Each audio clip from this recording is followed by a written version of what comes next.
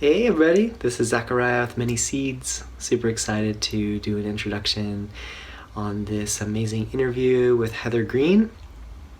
It's been a long time since I've done a ManySeeds episode. Lots been going on in my life. Been finishing my book. Oh, so big to finally complete that. And I'm just so happy to be able to share this story with you. I sat down with Heather Green and talked a lot about the Pleiadians, who she channels, her life story with growing into who she really is and rediscovering herself after kind of shutting down her intuitive abilities to fit in, which I totally understand that. I did the same thing in my life.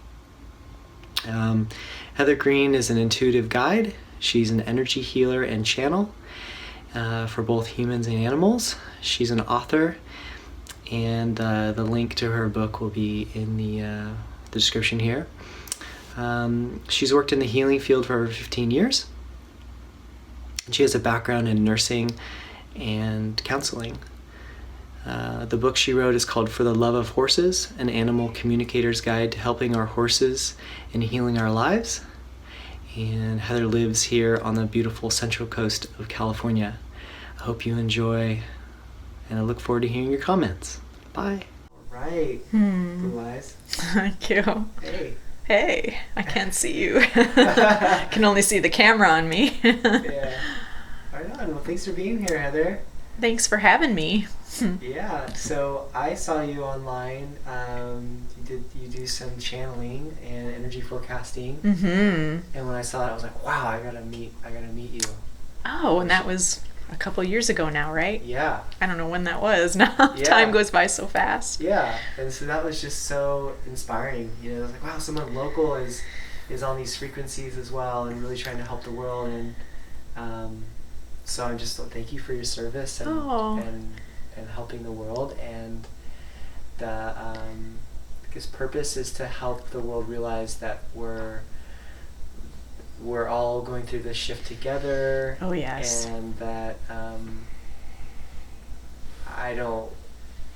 have my own kind of agenda, but of my book and everything. But I would like to hear from your point of view what this awakening is for you in your own life and what you see it for humanity as well.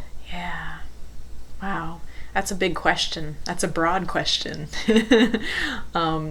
But since you asked about, my energy forecasts and the channeling I do, basically, I started off doing energy healing, was inspired after many years of doing different kinds of healing work. I started as a nurse, and then I was a counselor, and then animals came into my life, particularly horses, and they pretty much took me on a different journey and said, your life's going this direction. And I couldn't really say no to it. It was a magical moment, an enlightenment experience that I had with them at the time that helped me overcome some challenges that I had with my family. Actually, at the time I was estranged to my biological family, and I healed, and they changed my whole life, and they told me, this is who you are, this is what you're supposed to do. So basically, in a nutshell, they woke me up intuitively and taught me energy work, taught me how to do energy work. And I started with animals, then I got into doing it with humans.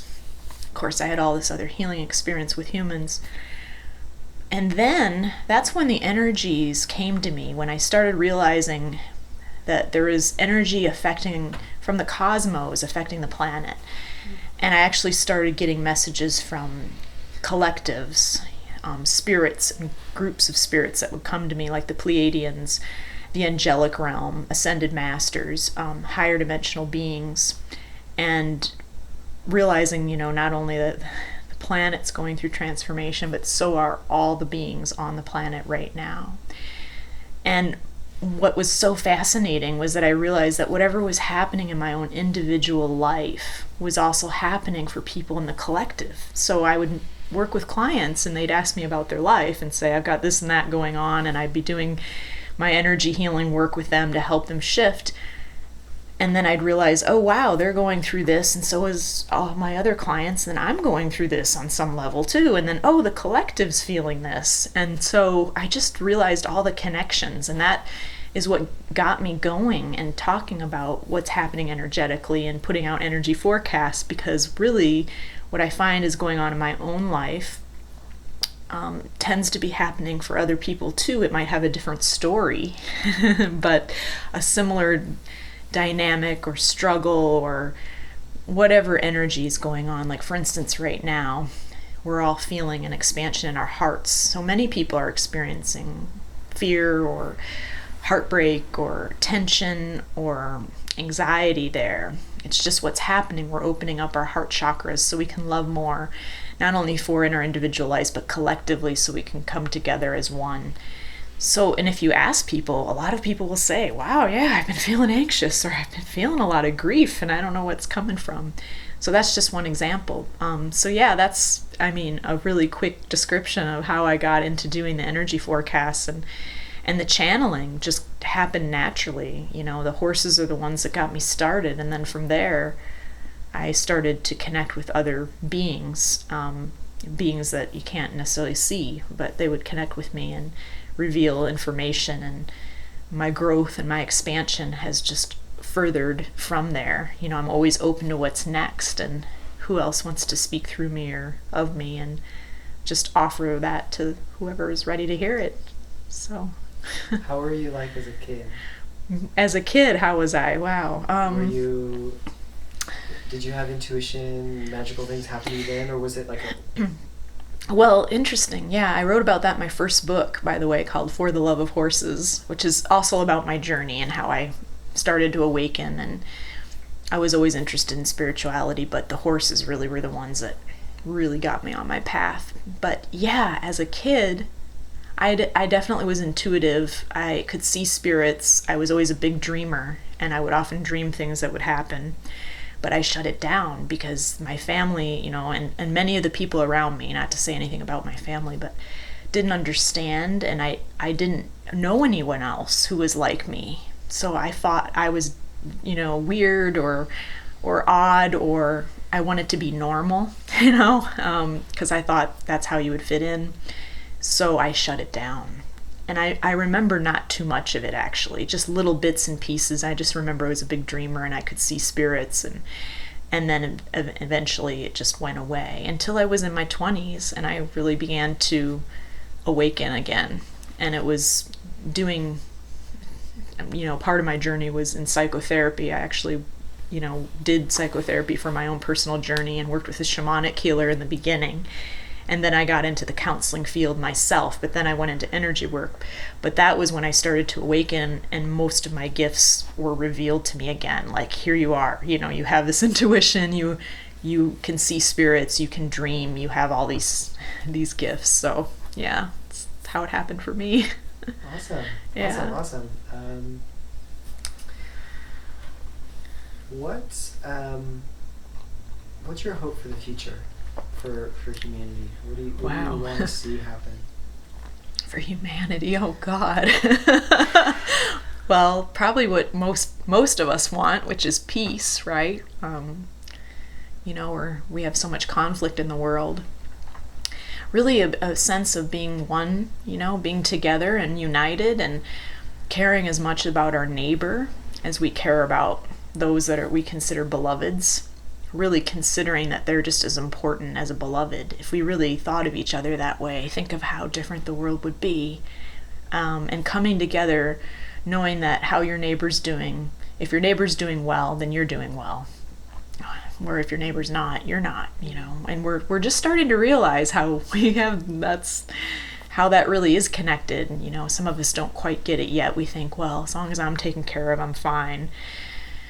But more and more the world is showing that to us. And I think right now, the biggest thing we have to remember is not to be swayed by the illusions of what the world looks like right now, what it appears to be. And I would say that for us individually as well as collectively. I know for my own life individually right now, I feel that way too. Like, wow, it looks like this.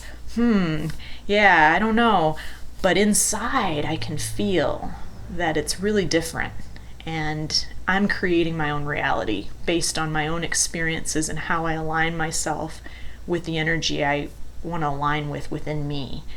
And I know that that will change my external reality because we're always doing it from the inside out. So that's individually, but we're doing it collectively as well. So all of us in humanity together, the more that we can focus on what we want to create outside ourselves by doing it within ourselves first. If we want love, if we want peace, doing that within ourselves, the more we'll create it outside ourselves, even if it looks otherwise, even if we look and go, oh wow, there's war, we were just talking about health insurance, whatever's going down the tubes, or, you could say whatever it is, doesn't matter.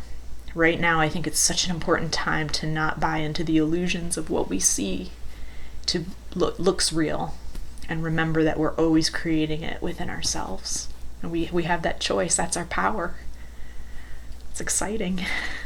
Yeah, preach it, sister. Yeah. Thank you. Great. What's your knowledge about the higher self? Yeah, that's in your book a lot, right? Yeah. Big part of your book. And wow. Your connections, past lifetimes. Past lifetimes. Yeah. Or your higher self in this lifetime. Like, what are your experiences? I'm very connected with my higher self. In fact, I wouldn't be where I am in my life now if I wasn't.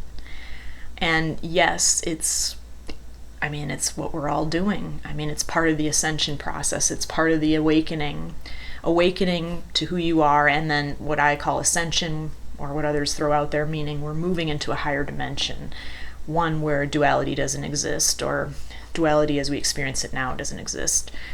So from my experience, it's a process. You begin to connect and know who your higher self is, and I think you go deeper and deeper. And depending on where you are in your evolution, you may be fully merged with your higher self. There are people now who are pretty much to the phase where their higher self is just living through them. Not everyone's there yet, and that's okay. You're where you are. A lot of us are bouncing around from what I call third to fifth dimension, meaning the higher self's there and you're connected, but then sometimes you forget and go into the third dimension, the lower realms, and get into emotion and react to emotion. And others can step back and observe, but still feel the emotion. And then there's some that will pretty much don't have to feel it anymore. They're just in that united state with the higher self and living in a place of joy. So that's my experience. And also the higher self, it can, if you're aligned with it, it can take you on quite a journey, one that you may not be expected to. Even for myself recently in my own individual life, I've had to make a few changes that I was really surprised. And it was my higher self that's pretty much said, you're doing this, whether you like it or not. And the ego doesn't always like that. Your personality might not like that. But we have lessons to learn. And we all have lessons to learn, and we all have, it expands us. It's how we grow. It's easy to stay comfortable, but that's not always the way that we're going to grow. Most people don't grow that way. So that's just my experience with higher self. And yeah, it's a process for all of us. But for those who can at least begin to make the connections, in the beginning, just beginning to know there's that part of you that's a teacher, that's a guide, and that's always there for you. And that's that bigger, expanded part of you, part I would call the fifth dimensional part of you. Yeah, loving it. What's your relationship with your inner child? My inner child, oh gosh, these questions. Well, I feel like more recently I'm starting to connect with that part of me. At times I have, been more serious and kind of pushed her away, but now I'm kind of in this time in my life where I'm having more fun and I'm more bubbly and more vivacious and wanting to get out and listen to music and dance, and that's different than even the last several years of my life. So I feel like that's more who I am, and a part of me that's like my inner child, who's free and wants to have fun and get out there and connect. So that's just for me, but I think for everyone else, yeah, it's the part of you that can let loose and be innocent and be authentic, because your real child before those of us who were or are corrupted, if you want to call it that, is who you are, your real self. So, and it's important to embrace that part of you. But I think for everyone it's a little different. But that's how I would label mine, I guess. Cool. So you get more in touch with it lately? Yeah, lately. Mm-hmm. Yeah. At different times, comes and goes. Yeah. Cool. Tell me about I'm hearing ask about your mother. Oh, really? My mother? Oh my gosh. Yeah. Well, it's been a relationship that has really unfolded over the last number of years. I'm trying to think how many years now. 7. Well, even since 2007, I don't know how many years that was. That year's popping into my head, but that was the time when I was estranged from my family, and I really missed my mom. It was hardest to be apart from her. And then when I did the healing for that and we got back together, it was wonderful. And then we've gone through a series of changes in our relationship. She was always a very special family member to me, probably my closest family member. And but I always felt like there was distance still there. Like I always wanted to be closer to her than maybe she could be, or maybe wanted to be. And I let that go. I went through a period of time where I was like, okay, whatever, she needs to be who she is, and I need to accept that. That's who she is. But it's just been recently, and even the changes that I've had in my life, really recent, that I just was talking about, how my higher self said, you got to do this, right? And I recently shared with her, and it was like a really beautiful connection. I felt like she was close to me in the way a mother could be, or the way maybe a child would want their mother to be. And that was so wonderful to me. It was like, wow, So it was quite a beautiful circle that we've kind of come full circle, my mother and I. And I love her dearly, yeah, and I know she loves me dearly too.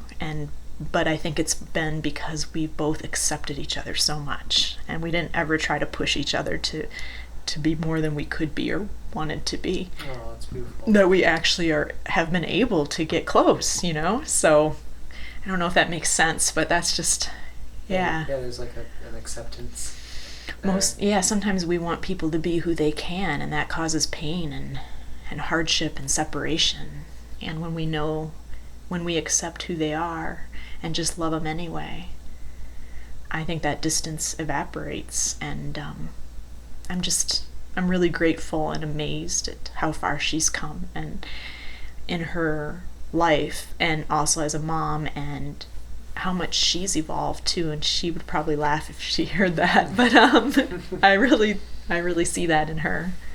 It's wonderful. I love to see, especially family members, be able to make those shifts. Yeah. What does she think about you being who I am? Yeah. And in the beginning, I will just say her and most of my biological family, I don't know that they quite understand all of it, but since you asked about my mother in particular, she very much supports me. She's on Facebook too, and she sees my posts, and she's always giving me the likes and and commenting, and I think she does understand more of it. She's opening up to it, and not that matters at all, but I'm just happy for her love and support. But I think she's just wants me to be who I am and wants me to be happy, and I know, like what I said, my more recent life changes, yeah, she's been really excited and really supportive about the changes I've made, and I didn't know that she would be. Some of the changes I've made more recently in my life, I didn't know that certain people would understand or accept them. So I'm really glad. It's just a wonderful thing. Yeah. I'm getting inspired to ask you about take your time. Yeah. there's that book, The Pleiadian Agenda, right? Yeah, And, good book. Leaf and I we've been talking recently, I feel really connected with the Pleiadians and the team of light that's really trying to help us evolve. Like there's like a destiny to humanity. Yeah. Whereas what happened this last year with seeing the collective consciousness really kind of not be where we thought it would be, with the presidency and all that. Okay. And with just with the way the world is. Like we have like in the 90s and the early 2000s there was this kind of a big rise, and I think there was a lot of light coming to the planet at that time. Some alignments, and it's like what I was hearing is that it's like the dawn of a new era. The sun is just rising, so it's like this long-term thing. To be patient. And, yes.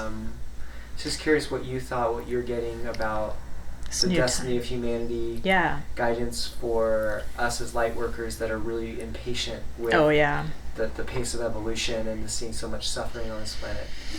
I personally think that actually the collective is in a good place. And again, it's one of those things where it appears to look otherwise, right? It looks a certain way, but it's really not. Even the presidential election and a lot of the things that are happening right now in the social scene or the worldly scene, it looks like it's going in a certain direction, but in my opinion, it's an illusion. It's happening because that is the way that we're going to bring revolutionary change. If things were the status quo, or even if they look kind of good, it'd be easy to just say, okay, let's just sit back and relax. We don't have to do anything.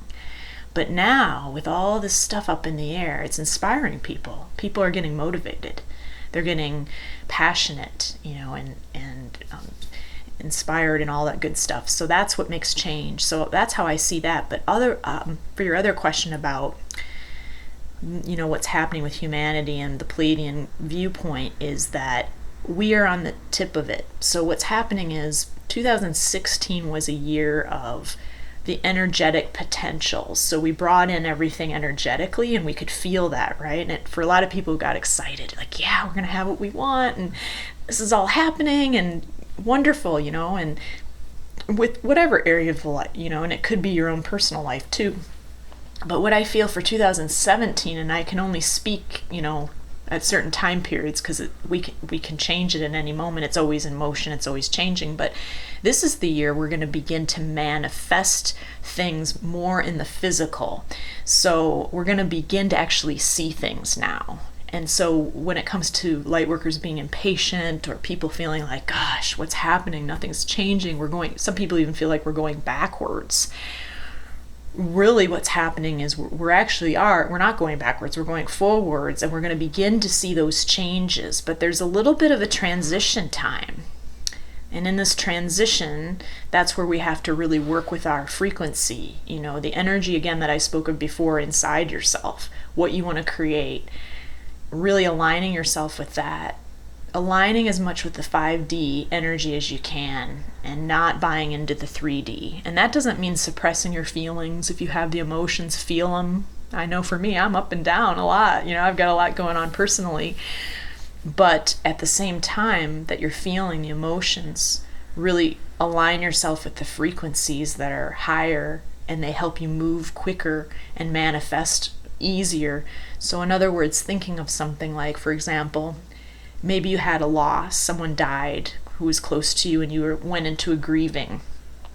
In the old energy, grieving could take 6 months to a year, right, to be through the grieving process. But not now. Not with the 5D energies. You will feel grief come up, but you can work with those higher frequencies and shift that grief. So maybe you'll feel it in a few weeks, maybe a month, maybe 2 months. But if you're really working with frequency, you certainly don't have to feel it for 6 months to a year. And that's just one example. And that's how we make drastic leaps forward, because we're always creating from that state within ourselves, that frequency that we carry. So that's another piece. I kind of got off a little tangent there, but this is the year 2017 is the year for beginning to see our manifestations, especially if we are aligned with those higher frequencies within us, those of joy, excitement, even contentment or peace, those higher frequencies. We're creating it, and I think it's going to be from 2017 to 34, or maybe 24. I might not have the year right, but in the next, how many years is that? Several years, we're going to see the manifestations happening. So it isn't going to happen all at once. I'm not saying this year everything's going to happen, of course not, but we're going to begin to see it, and then it's going to continue to roll forward. But yeah, we have to be patient, and I think it's just important to know that that's happening, that it is happening, and we can be excited about that right now. We don't have to wait to see all of it to be excited about it, and to have the knowing. And what's it going to look like? Like, for me, I get excited about the potential for high technology to free humanity from the mundane. Mm-hmm. And when I talk about that to normal people, incredible fear comes up in them because of the loss of jobs. And then they don't understand what's going to happen. Well, I say that people want to do something. They want something to do. Yeah. If everything was done for them, then it would be, I think, a lot for the majority of people. I would speak to, first of all, we're moving out of being enslaved to being empowered, and that's a big energy right now that everybody's feeling, whether they're aware of it or not. And a lot of the jobs have been about enslavement, whether we like to admit it or not. It might feel like safety to people, but that's an illusion, and that's part of the programming that went along with jobs and security and all this. So as we break out of that, moving from enslavement to empowerment and freedom, people aren't going to want to do jobs anymore. That's going to slowly fall away. And we're going to create what it is that we want, like what you're saying, what you want for you, Zach. And we all have our own dream. We each have our own blueprint that we brought in during this time to manifest in this world, both for us individually and for the collective. So I like to see it as seeds that we're sowing for ourselves, but also for the planet. So whatever we're bringing forth for ourselves, it's also going to impact the planet at large. So there'll be things that we'll create together as a collective or as different groups in the collective that will benefit the earth and benefit all of humanity. But then we'll also enjoy it too, because it'll be part of our individual creation, and we'll have our own individual creations sprinkled in there, whatever it is that we personally want to experience. We already have these blueprints within us. And it's just a matter now of letting them come out into the earth, feeling them, beginning to see the fruits. Many of us have already planted our seeds. Now we're going to begin to see the fruits of our labor. If we haven't taken action, we need to take action now. We can't just say, I want to see something happen, but we haven't done anything. We do have to take action, but as long as we're doing that, we will begin to see it. So everyone will have their own dream and creation, and we'll weave the dreams and creations together. So, even though you think, how will that all work if it's different? But it will. It'll connect like a web. And individually we can create our own reality, but we're also doing it as a collective at the same time. So it kind of boggles the linear mind, but it is happening. And it is very freeing. So sometimes before freedom comes, there's a panic, like, oh my gosh, and a sense of, I want to cling on to what's safe and secure. And that's normal. The chaos before that happens is a totally normal process. And so we're kind of in that chaos right now. And we might be in that for a little while, but we'll move out of it. And people are going to be less enslaved. They're not going to want to be controlled. They're not going to want to buy into those programs, and want to break out and do their own thing. And so we're going to see that more and more. Nice. I love that, shifting from enslavement to empowerment. Mm-hmm. I guess I was trying to see what you've gotten download on like what the future may look like. Mm. Like if something is inevitable for us, that is just, or how much of it is in our own free will as humans to chart our course. Because I understand that the Pleiadians have been here for hundreds of thousands of years or even longer, influencing us, mixing with us, merging with us. So it's like, I know that energy moves through me strongly, and I see myself as different than a lot of normal people. Like, I can see that I'm just part of this different group, but I'm human too. Yeah. And it's like I have my own desires and my own focus of creation, but it's like is there something greater at play that I'm not aware of? Like, what kind of download are you getting on what the future may look like? So destiny versus creation, is that what you're referring to? For the collective? Yeah, just like, I mean, I'm hoping that we remember the ancient, we remember the natural world, and then we use advanced technology to liberate us from being enslaved, and then eventually explore the galaxy and go out there. And it's like, I guess my question is, and another part of the question was, the beings that I connect to, they're just telepathic. I don't see them. Right. I've never gone on a ship or anything. Yeah. And I don't. I think you've been on a ship. You might not have known it, huh? Yeah. But are the ships, are there physical ships, or are they higher dimensional, like you just see them when you're activated and you can see them through your third eye?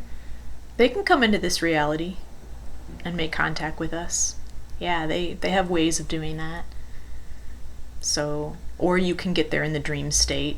You can go into the higher realms and make contact, but they can make contact in our reality, and they have different groups of extraterrestrials and higher dimensionals. And of course, that's a wide topic because there's many different kinds of beings that are extra dimensional or extraterrestrial, depending on how you want to call it.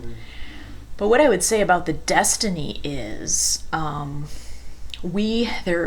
think for collective humanity, there isn't a set destiny. I think we're creating it as we go along. And that is what is very unsettling for a lot of people, because we know that it's not in stone. And what it might have looked like even 10 years ago might not be accurate at this point. And the Pleiadians always tell me, they say, we only want what will make humanity happy. Our agenda isn't even to say, oh, well, how about world peace for humanity, even if that's what we want? We're not attached to that. If humanity wants to go to war and be at war for the rest of their eternity, that's their choice, and we support whatever choice they make. So they're only in support of us. They do not want to manipulate whatever we choose for our reality, and they're here to support us, but they will not step in and rescue us, because that's very disempowering. And that's the way the Pleiadians say, we will not step in and rescue, because that takes your power away.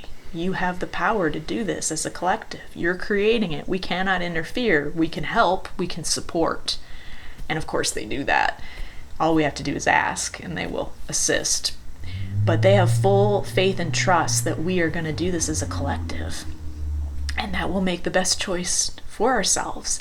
And I think it's kind of exciting. I think there's a lot of different potentials even for Earth and what happens with the Earth, for how Earth might transform, for how involved the extra dimensionals are with Earth, and whether we go on a journey and end up in space somewhere and Earth is not even where we thought Earth was going to be.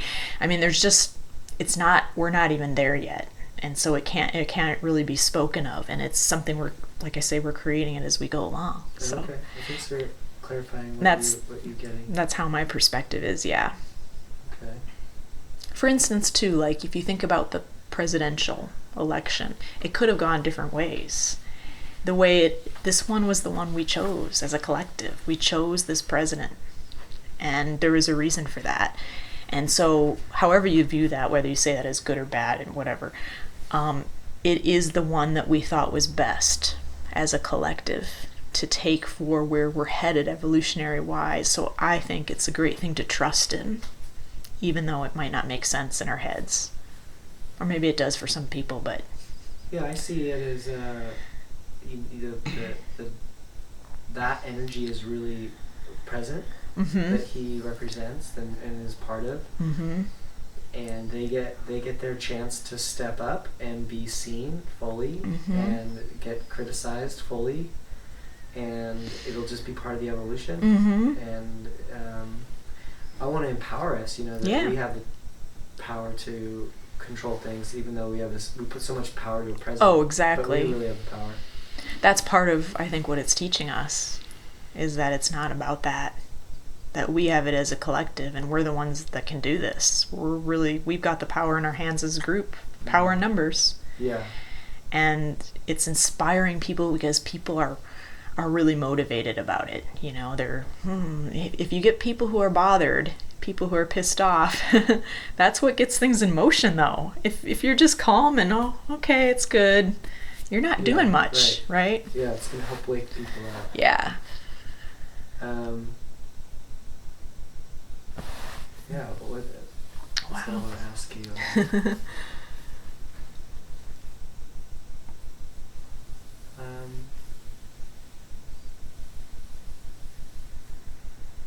That was really good. Just what we talked about. Yeah. Moving from enslavement to empowerment. Yep. Humanity gets to choose their own path. Yep. It may take a long time for us to see what we really know is possible. Yeah. But it starts within. Yeah. And just by taking action. Mm-hmm. And not waiting for other people. Yeah, one thing I'll say too is a lot of people are being challenged right now. I know quite a few, clients, friends, colleagues who feel like they're kind of being given their max, what they can barely handle. Some of us are really being asked to step up our game spiritually, I would say it, meaning you can't falter. You've just got to do it. You're doing it. You're stepping into that energy that you want to seek in your life. And so I would just say to that, I would speak to that because I know it, that we can do it. If you're in that boat and you're feeling really scared or unsure that you can do it, or you're doubting yourself, that this is the time to do it. And the cosmic energies are so supportive right now and helping people do what would seem impossible. I mean, even for your spiritual growth. I mean, we're talking about people moving from attachment to complete unconditional love, right? You think about something like that, it sounds nice, but is it easy to do? Not normally. And that's just one example, of things that people are being asked to do right now. And it's not only for their individual lives, but for collective humanity and for the ascension process, because each one of us and what we do within ourselves and how we shift within ourselves, we're affecting every single person on the planet and the earth herself. So the more that we can surrender to our higher self and really just move into that, whatever it is, moving into whatever we're being asked to move into, the more that we're going to free ourselves. And that's when the magic and miracles and wonderfulness happens. So hang in there, just to everyone out there who's in that boat, because I know it. I'm in there too. Speak a lot to the ascension process, and briefly I'll just share, it seems to me like it's a activated light body, one with the creative force of the universe. Your thoughts manifest reality instantly, and that's a dangerous place if you're not evolved. Yeah. Does that resonate a little bit with the ascension process? Or it is part of the ascension, yeah. I mean, you get to a certain phase. Or is it more like this is a learning dimension? You learn how to work with other groups, and then you can ascend to a different reality where things are more instant. But you can't go there or ascend there to heaven or wherever you call it until you can get... Well, it's not black and white. It's not black and white. I'll just speak to that. And it's so not linear that it's very hard to describe even in a way that our minds can make sense of. I think of it as we're going into a higher dimension, and we're a dimension that's less dense. And when you think of density physically and emotionally and on all layers, mentally, all of that. So, but yes, and when we get there, it'll be more instant manifestation. Yes, our thoughts will create our reality. So I would say it depends on where you are evolutionary wise. We're all at different phases, and it's a spectrum, and there's no right or wrong. But when you reach a certain level, the power of your thoughts are huge, and you can manifest things rather quickly. We're already now being able to do that, many of us, where we can change things from our health to our relationships to money, things like that, in a quicker time, where it may not be overnight, but we can do it maybe in weeks or months, where it would normally take years. So we're already seeing that. I've experienced that myself, where I had some health problems for a while, and when I finally worked with my consciousness, our crystalline consciousness, that's the fifth dimensional consciousness, I was able to see drastic change in my health in just 3 months, from where I was given a diagnosis by a doctor, but they weren't really sure, and I don't have it now. I don't have any of those symptoms at all. So, and I did it with my mind. So I know it's possible. I wouldn't say it's dangerous, because you have to be at a certain level evolutionary wise to be able to do it. That means that you are not in a place where you're in fear all the time, and you know what I mean? It's like you're at an elevated consciousness to where you can even be in the place where you can manifest. So, it's not the people that are in hatred and fear 24/7 that are going to have that ability. I would say that would be more of a third dimensional place that they're still in. And we can, because we're still bouncing back from fifth dimensional to third dimensional. People are anywhere on that spectrum, so we're still seeing people at the 3D level. So unless you're more at the 4D or higher, you're not going to have as much experience with seeing that. But most of us are, and we are seeing things, much quicker. So I say recognize those things that you do see happening quick. The more you see it, the more you'll continue it and be able to expand in that. If that makes sense. And when you talk a lot about working with higher frequencies, Mm-hmm. you say you do it with your mind, is it like an intention that you set to your higher self, or is there any advice that you can give to others that want to make sure they're doing the right thing to get up into the fifth dimension and above? Sure, and it depends on what you're wanting to create. So for me, with my health, I just use my mind. And so when I would have symptoms, what I call symptoms, pain, or whatever was coming up that was what I was uncomfortable with, I would recognize it. It's not that I denied it, I acknowledged it, but then I would go into my mind and say, this isn't real. I'm 100% well. And I would think that, and I would believe it. Even though I'd still, I had pain too. I had mild to moderate pain, not severe, but pretty moderate where it was hard to ignore. I would simply just keep repeating that, and then I would focus on what excited me during the day. Okay, what do I want to do today? Oh yeah, I want to do this. Let's do it. And I took my focus away from what was going on, what was in my body. And then eventually it would stop and go away. And then when I kept doing that, the time periods of when I felt the symptoms would be shorter and shorter. So meaning I would only feel pain for a minute versus an hour, or an hour to 20 minutes to a minute, and then eventually none. So that's one way to work with it with your mind. But if you're trying to shift emotionally, I would encourage people to use frequency for that. So whether it's anger or fear or grief, those are the big ones, right? So you feel them, acknowledge it, just like you would with your health, a pain or a symptom. Go, okay, yeah, I'm feeling that. Okay, feel it, be with it. And then I call forth frequencies, because you're already connected to your higher self. Your higher self will bring them in. You just say, hey, yeah, let's bring it in now. I want this. And bring in the frequencies that help to shift it. So with grief, it's usually love, that trust. Fear is love and trust. Anger can be about boundaries or compassion. But you don't really have to know. You can ask your higher self to just bring forth the frequencies that will shift the heavier emotions, and then you'll stay. I like to use excitement and joy, because those are such high frequency. So if I'm in a place of dread or feeling sad or whatever, I'll bring those in, and then boom, you're not sad anymore. You're in that frequency. And then you do it as much as you need to until the emotions are gone, because some of the stuff that's happening emotionally is related to a lot of trauma or memories or patterns that you've recreated for so many lifetimes, or in so many worlds and whatever. Some people are having a lot of deep clearing right now. You could say the grooves, the patterns are in so deep, and you could call it karma or whatever your word is for that the stuff keeps coming up and coming up because it wants to be gone.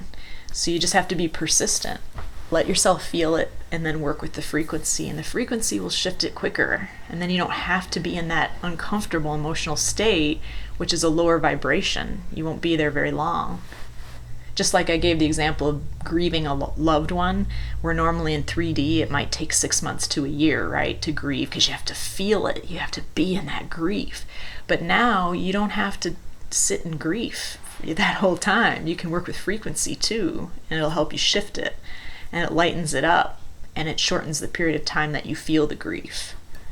Okay, cool. I'll have to play with that. Mm-hmm. Ask my higher self to bring in the higher frequencies and to help me like anchor in or gravitate towards those. Yep. And to realize that my suffering, after I felt it and I'm present, then it's like, okay, this isn't really who I am, you know, and align with my true loving self. Don't believe the mind too. That's a big thing. Don't believe it. If it doesn't feel positive and resonant, and people might say, well, what if it's true though? Does that mean, you know, we have to be aware, right? If you're walking down a dark alley and you become fearful, what if there's someone hiding somewhere and you need to get out of there? Well, it doesn't matter, because if we're creating our reality. And even if something were to happen, even if that bad thing that we think is going to happen were to happen, maybe it's on the schedule to happen, right? As soon as you shift your vibration into that higher frequency, that is eliminated. That destiny or whatever was going to play out on your timeline, gone. Because you're no longer resonant with it. You're no longer on the same wavelength. Yeah. I agree. Yeah. I see that when I'm holding those higher frequencies, it's like a knife through butter. It just cuts through any lower frequency of negativity, and you're protected, you're safe. And that's about being in light to me. Yep. Like when you're in the light, you're just embodying that, you're radiating that, and there's nothing to worry. Yep. Because that loving force, that higher dimensional energy, affects everything. Yep. And you're saying don't trust the mind, and what I get when you say that is that I'm conscious that there's spirits that attach to people and try to get them to think bad about themselves. That can happen, yeah. And then get in this place of suffering, and they think that they're wrong, they're bad, that they're stupid, they can't do anything, and then they just like attach and suck off people's energy. Do you see that as? I mean, it's just another layer of energy that can impact us, whether you look at it as an entity attached to you or somebody. Maybe, people talk about psychic attack, someone thinking bad things about you, or past life experience, or, just a negative thought patterns, or ancestral. You can name whatever, But the truth is, if you want to get down to it just as simple and easy as you can, it's still the mind, and you're the one that has control. And if you continue to correct it and say, no, that's not real. This is. Here's what I want. This is what I believe in. Even if it's an entity, even if it's a pattern in your ancestral line, maybe you've had a million past lives where that's happened, that's all going to go, because you're going to raise yourself into a higher frequency it cannot maintain. What I would encourage people is, though, there is a transition time where you have to hang in there with the mind, because it will try to persist. And you know how the ego works. It'll try to get in the back door. So it'll try to get you where you're weak, or try to confuse you. So you think, oh, but what about that? And then you get in your head, and you're not in your higher frequency. So you just have to be persistent enough to not believe those things and to focus on what you want to create. Eventually, when you're in the higher frequency enough, the mind doesn't hold sway. And it's what I call the tipping point. And from that place, it's much easier for the mind to go in the background, what I call the destructive mind, and fall away. And then you're well on your way to creating what you want, because that part can't interfere. That makes sense. Yeah. And the ego for me, that's like the fourth dimensional self for me. Okay. And that's how I kind of see it. I mean, it could be third dimensional self too.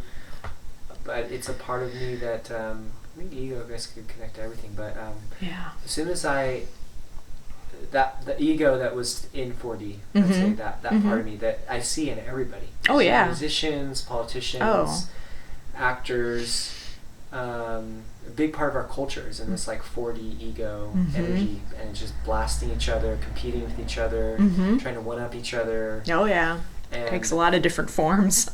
and as soon as I said I made my identity, my ego, which Right. stands for identity. As soon as I made my identity that I was one with my higher self, I was one with the collective consciousness of Mm-hmm. The team of light that are helping humanity, and all the people that want to see us evolve and heal. As soon as I made that my identity, it's like so much fell away of like selfish desires, because I started to realize that as I helped others, Mm-hmm. that I was really helping myself. That as the upliftment of humanity happened, that as the love quantity increased, Yeah. that I felt the love quantity increase in me. Yeah. And because I was just anyway, so I was just wondering if you could speak to that, and just kind of where we're at collectively with our identity, and how there's so much competition, Mm-hmm. and to be independent and rugged, and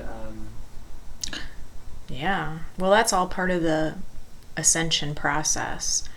And ego is just how I label as the lower part of the soul, that the part of the soul that needs to transform, wants to transform, and just holds on out of safety. So any of those actions that you spoke of, those competition, the arrogance, and whatever you name it, it's just the part, it's trying to be safe. That's all it wants to do. I gotta survive. And so the light of our awareness is the only thing that can shift that. That's what shifts the ego, is our consciousness, our awareness, our awakening, connecting to our higher self, connecting to those higher guides, and being aware of it, and letting ourselves feel whatever goes along with that. And it can't survive the light of the awareness. It will continue to shrivel. And some people see the ego as just shifting and becoming a point of focus. And in the higher dimensions, or in the fifth dimension, it becomes just where you focus your attention, instead of being a problem like it is in the lower realms. Something holding you back, keeping you in pain. Usually the ego likes pain, right? And suffering. Yeah, the attachment to the identity and letting go as we evolve, I think that's big. Divine identity, I like that, and that's true. That's what we're moving into, our divine identity. Yeah, the illusion of separation is going away. Yeah. We have a little bit more time, and I wanted to talk about I don't talk about God very much in the book, because it's such a triggering subject. Yeah. But I had an experience where the guides basically connected me into the collective, and I heard all the cries for God for help. And they were just showing me that, it takes a strong soul to handle feeling everyone's suffering, everyone's pain, and to connect. And I was given a chance to talk to some beings, and it was so hard. I just felt them completely in my body. They were just crushed and suffering. Yeah. And so that stuck with me. And when I was a kid, I always cringed in church when they would say God is He, Yeah. and Jesus is the only Son of God, and we're all sinners, in this whole paradigm. And so as I've gotten older, I'm realizing, there's different creator gods, but the church is trying to say there's only one. But then in the spiritual community, we say, well, there's oneness, that we are all one. And so with that, that's my experience, is to see that there are a lot of creator gods. Yeah. And there's probably a male creator god that's been working through the churches but there's an element of truth with Jesus' message, keeps it alive, keeps it going. And I don't talk very much about it. Where's your approach with that word? Because I just don't really use it. And when I hear it, I don't feel good. And I know that. I know, because it has the triggering things about it with the religions. It tends to be associated with religion. I like to call it the divine. And what I see is every living being has divine energy. So we're all made up of divine or God energy. It's male and female. It has both. And it's not to say that there isn't a father god and a mother god. That's all part, male and female. It's the yin yang. It's in everything, right? So part of, I think, what you were tapping into with collective is that that is what's happening, is that we all as individuals in the collective, we're separate because we're separating from the God within us. We all have it within us. If we were completely connected, we would be one, not only with ourselves, but with everyone else. That's the ultimate goal, is to have that full connection to your divine energy. Your higher self is one aspect, but that's not even all of your divine. I mean, it's in there. It's perfect. It's exquisite. It's the part of you that has no wounds, has no flaws, if you want to say it. So, yeah, I believe it's in every living thing, and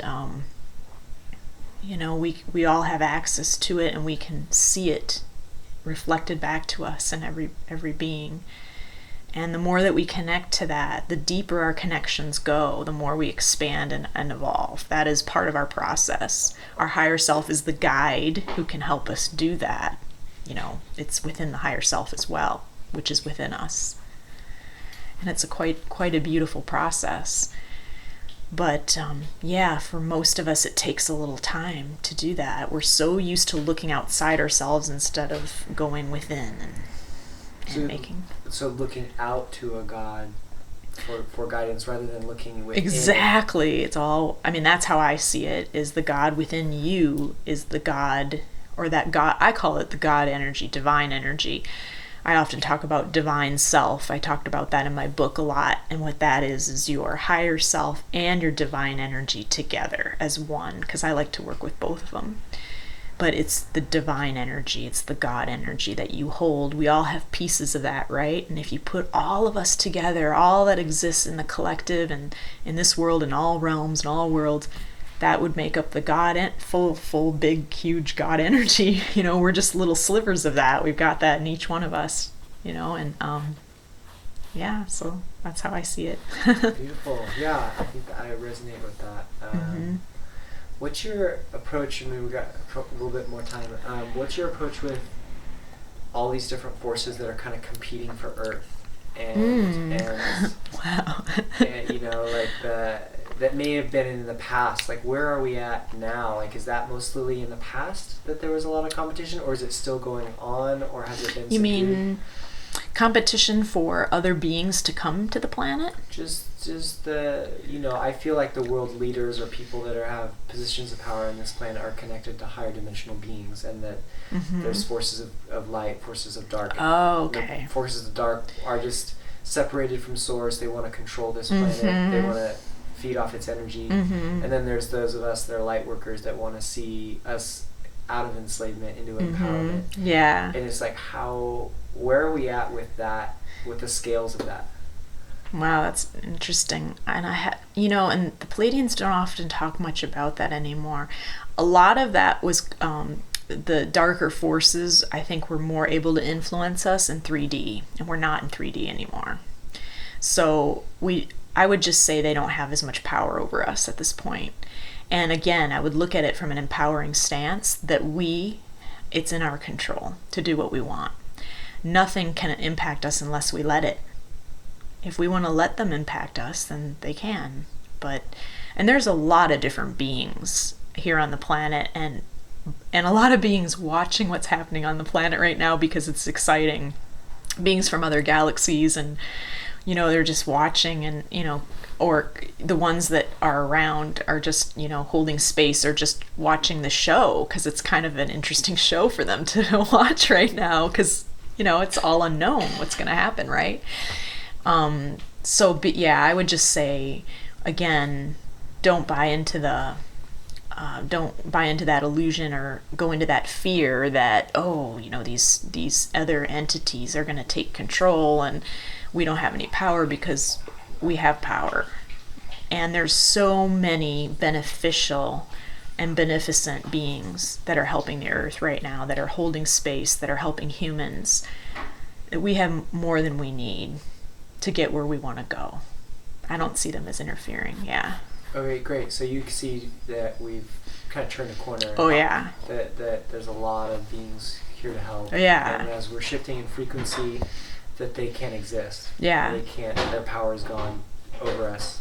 like they're not as strong because we were weaker and more primitive. Mm-hmm. Do you believe that the human was made into as slave by forgetting its origin, being limited? Yeah, we definitely had our genetics manipulated by the Anunnaki, and there's a whole history on our spiritual process as humans on Earth and our evolution, and we were kind of dumbed down in a way.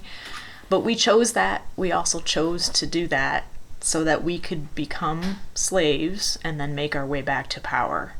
So again, there's no blame saying, oh, they did this to us and we're, poor us, we can't do anything, right? That's a victim. It was what happened in our history of humanity, but we're finding our way back, and that's part of what's happening with the DNA, how our DNA is being upgraded. Really, we're getting back to who we were as humans in the beginning, and we're recognizing who we really were and moving forward in that evolution even further. So so you believe our DNA is getting rearranged? Mm-hmm. Yeah. Does that happen while we're alive or at birth? Right now it's going on. Yeah. So the physical changes that we are going through, we're changing from carbon to crystalline, we're moving from dense bodies to lighter bodies, and part of that is our DNA is being upgraded, and our cells, everything is, and our bodies know how to do this. Our physical bodies are, I always say the spirit of the body, the nature spirit, Deva, part of your body, knows how to do the work, and we just need to allow that part of us to shift. That's part of our shift as well, and then our soul is also shifting. So our soul's going through an expansion and evolution, and so is our body. And that's part of our evolution as humans. Yeah, we're moving into being crystalline beings. Thank you so much for taking the time to share and be willing to answer my questions. Yeah, and I would just say there's so much promise for where we're headed, and for people to remember that and to keep the vision of what they want and really believe that. I recently just posted on Facebook, and I think it's important to remember it doesn't matter if your beliefs are even real or you can validate it. All that matters is that you believe it. And if you believe it, you will create from that place. As humans, that's what we do. The Pleiadians always remind me of that. You, as humans, you create with your beliefs.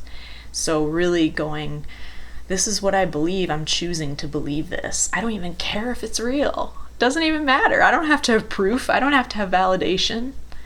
And then just live from that place. And when I think of where we're headed, I feel a lot of excitement and joy, and thinking of dreams come true for not only myself individually, but for all of us. So I think that's a good place to end tonight. Remember that. Take that with you and bring it into bed with you at night and let it give you a good night's sleep. Beautiful. Thank you. You're welcome. Thank you. All right. And do you have a website? Oh, my website is Teal Healing. Teal like the color, Teal, healing, HEALING.com. And I'm probably going to be upgrading it since I'm changing right now so many things in my life. But you can view all that I do there, my services, and I do a newsletter every month, or I do a YouTube video where I talk about the energies and what's happening currently. And I have a free newsletter, and people can sign up so they can get those energy updates and hear about my events too. I do lots of classes on the topic as well. So, all good stuff. All right. Blessings. Yay. Bye. Thank you. Bye.